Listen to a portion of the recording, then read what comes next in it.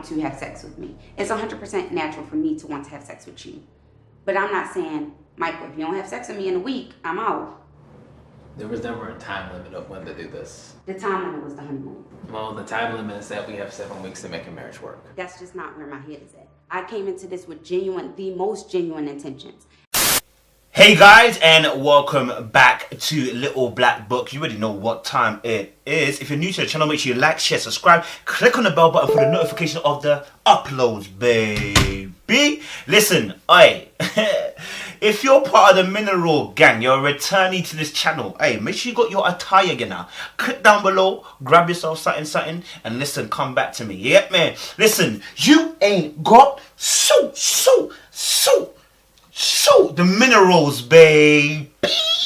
Listen, you're muddy and lean, brother. You get me? A gege. If you can't handle the heat in the kitchen, you know what to do already. Get out. If you can't handle the heat in the kitchen, Chile, you know what to do. Come out my yard. You understand? Listen, boom. So we're talking to you guys about Michael and Meka in the Married at First Sight. Oh my days. Where do we start? Where do we end? Where do we go from? Where do we come from? Oh my days. Brother.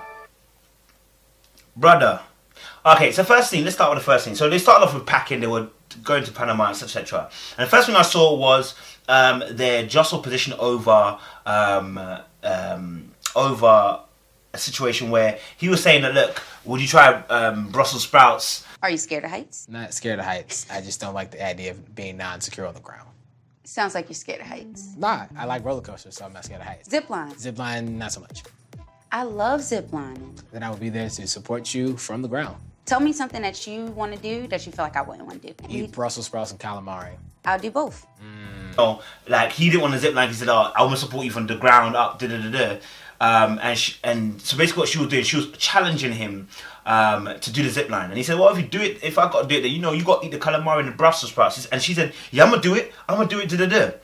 And one thing I noticed about Meka is the fact that she is the way she challenges him is quite boyish, and not in a bad way. This is just how boys normally challenge. Boys normally challenge each other not on an emotional level. We challenge each other on a testosterone kind of pride level, right? So if we're challenging each other, she said, obviously, look, I'm up for anything. Look, I'll do it. I'm down. I'm game. Like, if you're gonna do it, then I'm gonna do it. Do you know what I mean? If you're not gonna do the zip line, I'll eat the Brussels sprouts and the calamari. I'm gonna challenge you, right? Whereas women often make an emotional appeal, like, oh, why don't you do this? Like, it'll be really nice for us to do this together. Rah rah rah rah rah. That's how a woman will normally challenge you, but she uses her masculine energy and challenges herself. Well, if you're gonna tell me not to do the zip line, if you're telling me to do this calamari and Brussels sprouts, I gotta see you do the zip line, right? So there's that interchange, right?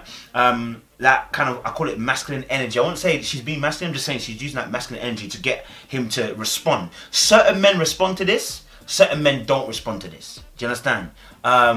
I couldn't tell you right now what type of man responds to it. You just know that certain men respond to it, certain men don't. You understand? Some men want the emotional response, some men want the masculine energy response to challenge them, right? Depending on the kind of person they are.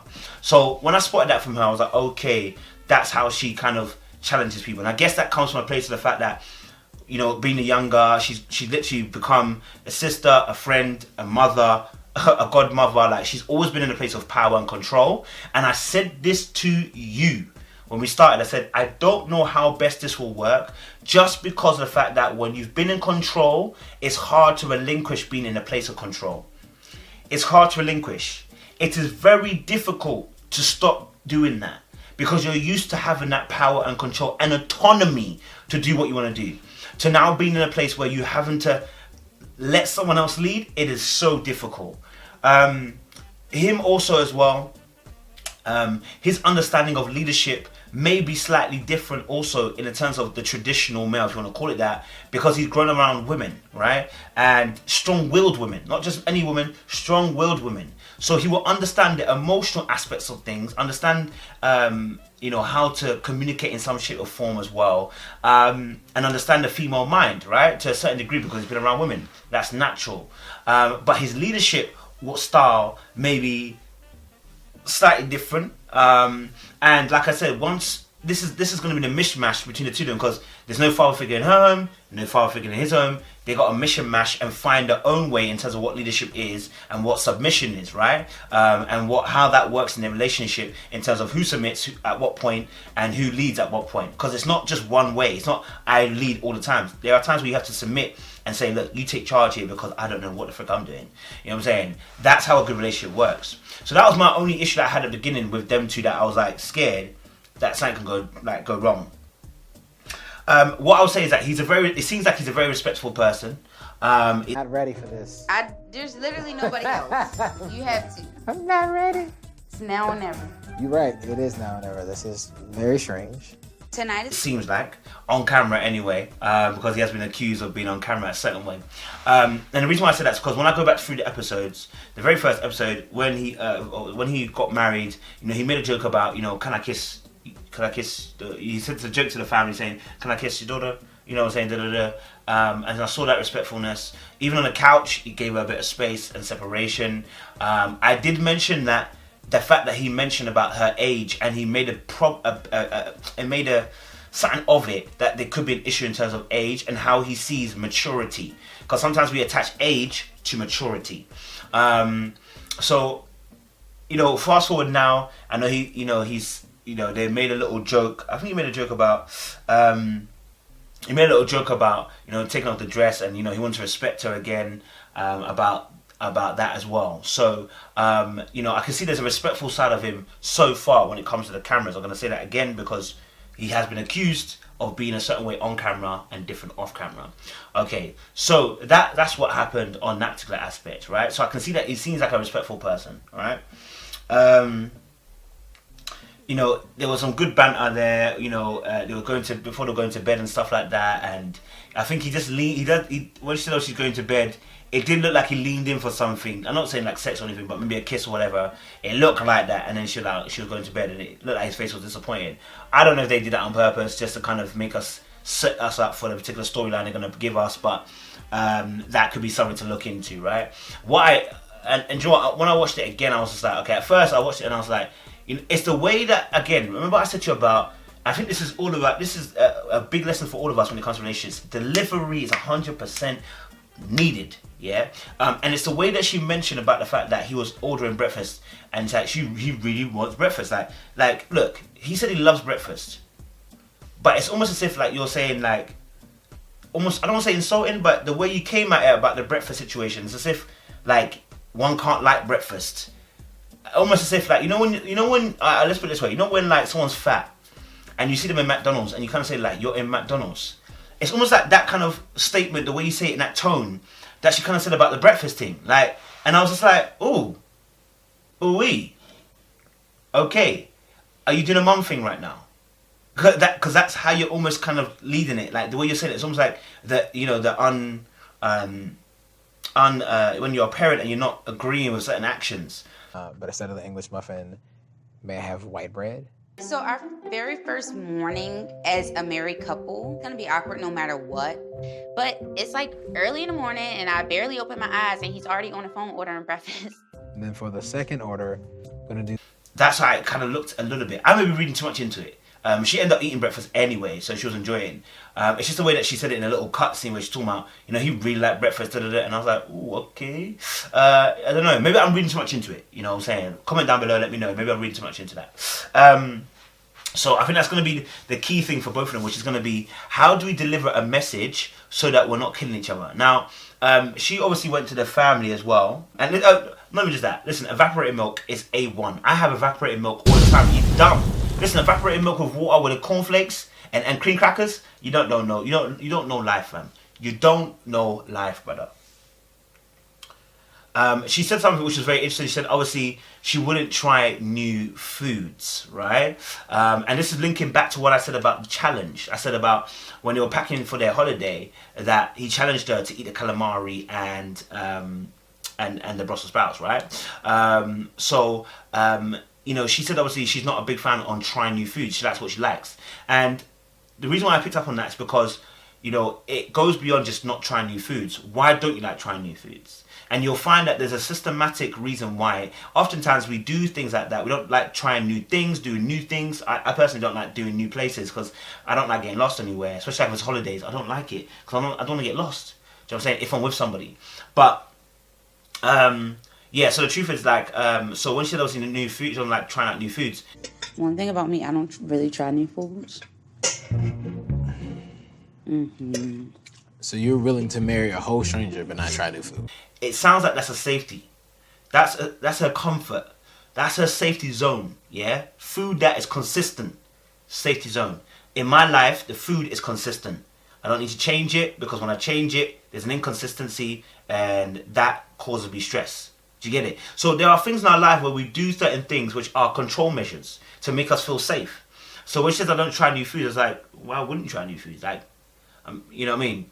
And the reason why is because it keeps a routine, it keeps a consistency, and makes us feel safe in our routine. You know, Meka met the parents, and you know she was quite staunch and quite real and quite direct. You know, they asked her what should we know about you. But before that, I think she even said like, you know, she appreciates their son, and you know he's a perfect match for her. Like he's ambitious, he's this, he's that, he's that. So that was a real thing, innit? What, you know, and she showed her trueness. I ain't gonna lie to you, I really rated it. She was like, you know, what do we need to know about you? She's like, I'm unapologetically. Right. What do we need to know about me? I think that I'm unapologetically me. I'm career driven. I've always been that way. My mother says I had my life planned out since I was 10. So I'm just very like, when I set my mind to do something, failure is not an option to me. Me. And I love that. You know why? Because regardless of anything, we have to be ourselves. I cannot come and fake it. I cannot come and kill myself. I am who I am. You know what I'm saying? Like me as I am. Take me as I am. Do me as I am. You know what I'm saying? Buzzy buzzy with me as I am. Do you get me? Because at the end of the day, I'm not changing that aspect of me. And I think that was such a key, prominent thing. And I think that was a really good indication of how she sets up her stall. Because you can tell that she's on things, innit? Once she's on it, fam. Crudka's gonna come. If she said this is what it is, she's gonna do it, fam. Which is what she said. You know, once she sets her mind to it, she's gonna do it. Which means whatever she said, she's gonna say it, like regardless. And obviously they let her know that, listen, look, Michael's a person that wants love and needs love. And I think this is very important, right? Because, you know, we are all in places where, you know, if we're truthful, like we want love and we need love, right? Some more than others. But that need love was such an important statement because he wants to feel cared for, loved for, and they're not babied. There's a difference. Not babied. He wants to feel a true affection towards him. And he doesn't only want to be loved, he needs to be loved. I'm guessing what's happened here, especially with the later on, and we'll explain that later on. But when he doesn't feel that, there's a certain action that comes out of that, right? I know, because I do it. Like, when I feel like someone's not really feeling me, I do self-defense mechanisms, which is, I go into stoicism, which is, I don't really care. Yeah, I don't care. Whatever you feel like, that's what I'm living my life. But really and truly, I do care. You know what I mean? And not only that, then you have to go into a certain response to protect yourself. Yeah? Because that's what we do. We want to be able to protect ourselves from being in pain, right? So when we feel like somebody's not feeling us, what do? We protect ourselves. We do certain actions, which can be backbiting, which can be being rude back, which can be ignoring, which could be, you know, not talking as much, etc., etc. There's so many different things we could be doing, which then highlight the fact that,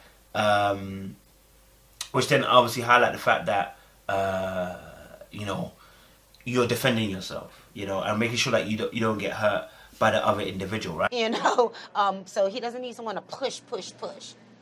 Right. That will not work. That will not. 100%. He'll shut Because down. he will shut down. Yeah. And we Immediately. do not want him to shut down. There's something about, you know, there's something about Michael saying, you know what, he doesn't like being pushed. When he's pushed, you know, he shuts down. Which is really interesting because if he doesn't like being pushed and he shuts down, like, then what does that mean in terms of how he pushed? If he pushed, I want to make that very clear because that's what she said, alleged that he pushed a narrative that, you know, if he doesn't have sex pretty much before the end of the honeymoon, he's not sure if he's feeling it, right? Want to have sex with me. It's 100% natural for me to want to have sex with you. But I'm not saying, Michael, if you don't have sex with me in a week, I'm out. There was never a time limit of when to do this. The time limit was the honeymoon. Well, the time limit is that we have 7 weeks to make a marriage work. That's just not where my head is at. I came into this with the most genuine intentions. And there's a time limit. Now, I know he definitely says something along them lines because he admits it by saying, you know, about the fact that there's 8 weeks, which is a timeline. So in the peripheral, he said something. But going back to the point about not being pushed, you know, I know that feeling, which is that you don't wanna feel like you're out of your own time. I do things in my time. Again, it's a measure of control. It's a measure of keeping that power for yourself and keeping you, like, if you can't control other things, at least let me control myself. You know what I'm saying? Let me control myself. Let me control me. Let me handle me. You know what I'm saying? And when someone tries to tell you, listen, do it at this time, it can make you feel like you're out of control and make you feel like I'm not in control of the proceedings. That's why I feel the way I'm feeling. So I do get that, and I do understand that as well for him. So for me, I got it. I deeped it. You know, I understood where that was coming from. It's going to be a give and take in it because, you know, she said obviously that for her, you know, she likes to push people because she wants to make them better.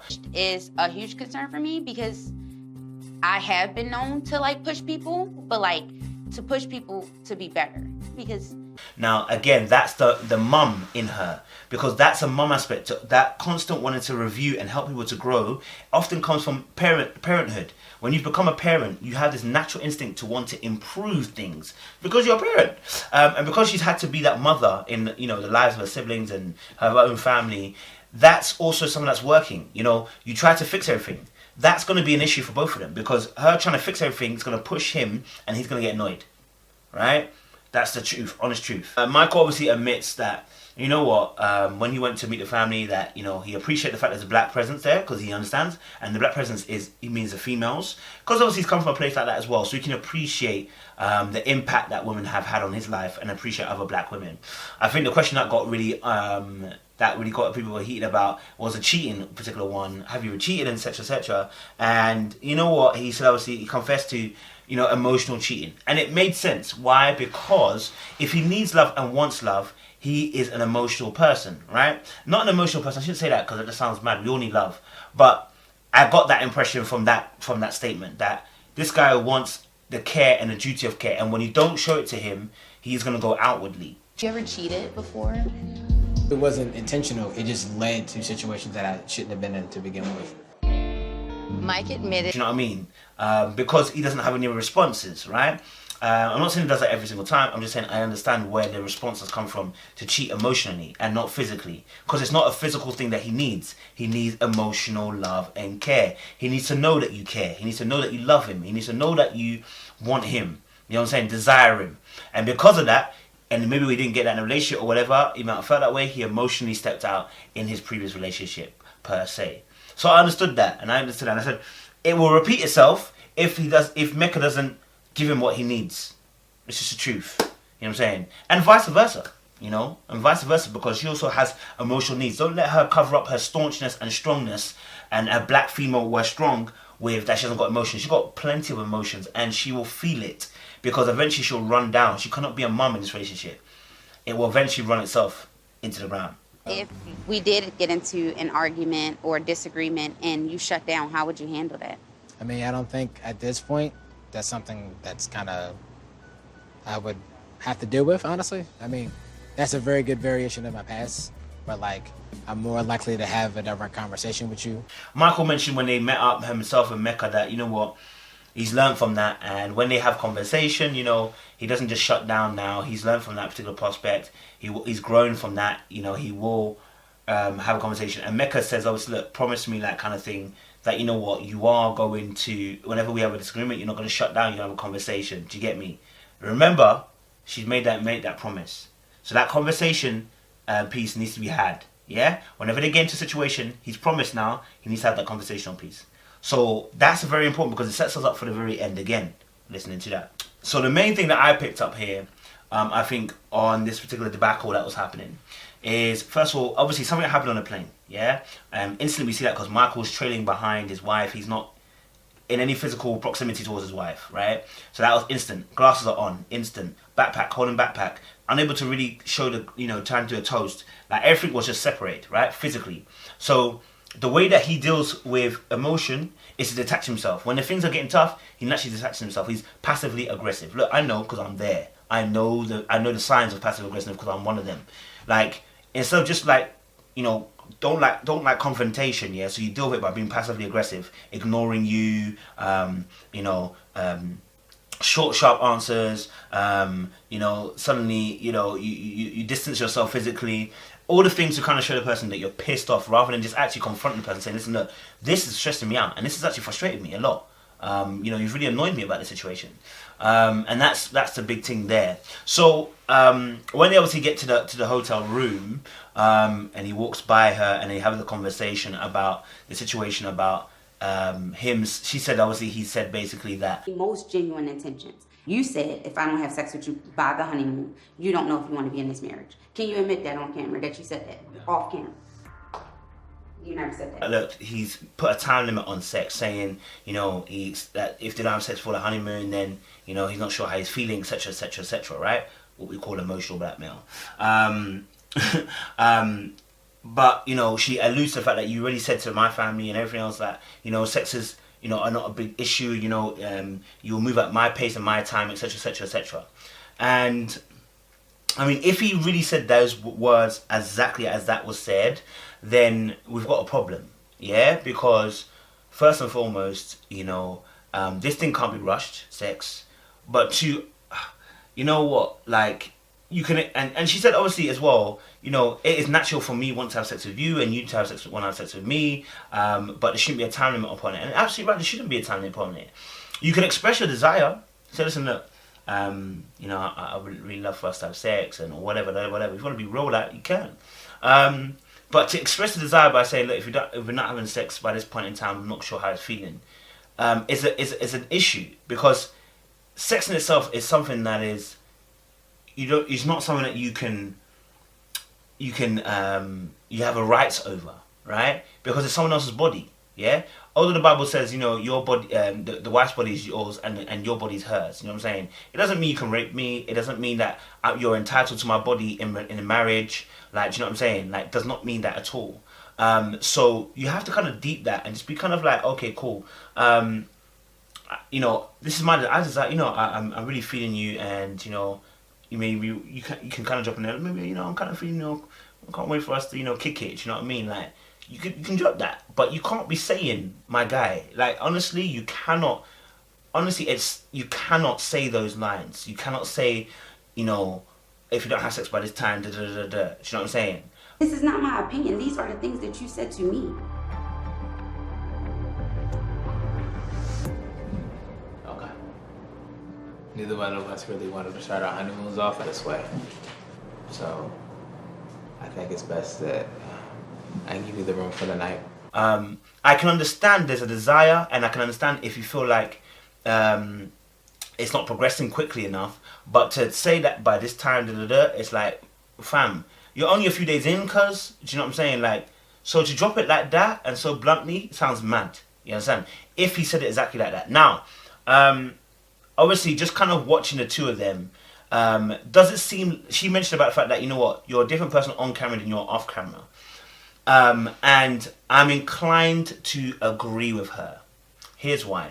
When I watched the interaction and she was asking him simple questions, yeah, he decided to answer the question in a way that was a roundabout. So he didn't actually answer, there was two questions she posed to him. He never answered the two questions directly. The honeymoon, you don't know if you want to be in this marriage. Can you admit that on camera, that you said that? No. Off camera. You never said that. No.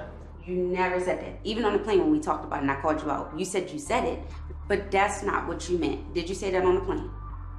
What I said is this. Yes or no? Did you say that on the plane? Yes or no. So okay. It's not going to work if you can't be honest, honestly. This is not going to work if you're trying to make it seem like it's one way and not the other way again. That's what you said to me. And this is the issue. He roundabouted it. And then he made it as if like, well, and then he put on his calm voice, well, etc. And I was just like looking at him like, bruh, Nah, you're not gonna play us like that.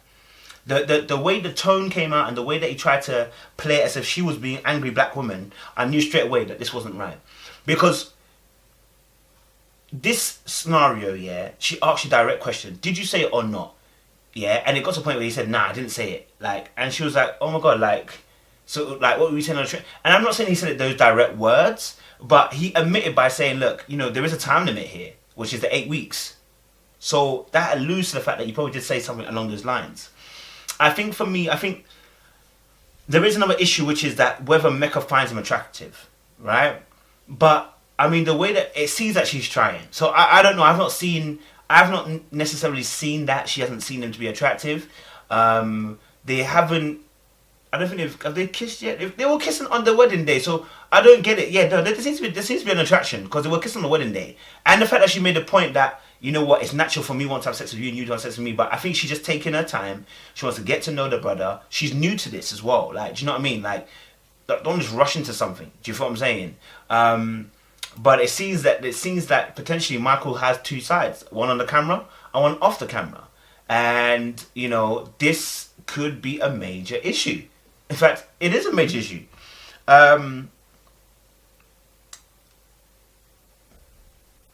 And it just seems that there's a power control for Michael wanting to control the proceedings. And the fact that he's not in control of the proceedings, maybe he feels a little bit out of control. And obviously, I know that he left the room and, you know, I get it. You know what? He did the sensible thing. He got angry with it and left the room. But actually, what happened was you didn't actually have the conversation. And I know she was coming at him. I'll be honest as well. She did something which I don't really like, which is that when you are asking the questions and trying to get someone to answer the questions, give them room to speak. But she kept on gunning, yeah? And you do that when you think you're absolutely in the right. When you think you're absolutely in the right and there's no other answer, you go gunning, right? But the problem with that is that it doesn't allow for the person to speak and have a conversation and dialogue with you and get their point across. When you gun, it's only done from a place of the fact that you think that you're absolutely right, right? And the problem with that is that, again, it leaves a person no space to be able to respond to your allegation, accusation, whatever you're saying. So for me, it's a big thing. Do I think they're going to recover? Well, the next episode we see it that she took the ring off. And that for me is, you know, the first sign of trouble. We're already switching rings off. My friend, we've got to stick through this. This is why we got married in the first Meka, are you wearing a ring? I'm not wearing my ring. I think there's definitely trouble in paradise. place, right? Now, unless he's a narcissistic individual who's just crazy, then I can understand. But if it's a misunderstanding where parties have made something and said something which is absolutely absurd, and there needs to be a working through a conversation in terms of certain things that were said. Now, when they get back to normality and they have their first conversation with the experts, they're going to put up this video. They're going to put up this video and they're going to have to explain their scenario and situations of where they stand. So, you know, I know that Michael left and Patrick Bad said I was going to choose another room, etc. But for me, there's a little bit of running in there. It wasn't just I don't want trouble. It's more of a case of I don't like confrontation. I don't like dealing with confrontation. I'm going to run away. And that is not a good sign because you cannot run away from difficult scenarios when you're married. There are difficult situations and conversations that need to be had. Point blank, period. Do you understand? So, yeah, guys, let us know your thoughts. What do you think about the Michael and the Meka situation? Did you believe Meka? Did you believe Michael? I know I've read some comments that were saying, you know, Meka, you know, hasn't been fully truthful and stuff like that. You know, and he hasn't been. Then there's some comments were saying he too, you know, they believe Michael as well. So I mean, a lot of people believe different things. So comment down below. Let us know your thoughts and feelings. Hey, if you are part of the Mineral Gang, get yourself one of these. I don't want to see nothing else apart from one of these on your neck, brother. You understand? Appreciate you guys. Stay locked, stay loaded. More love, more.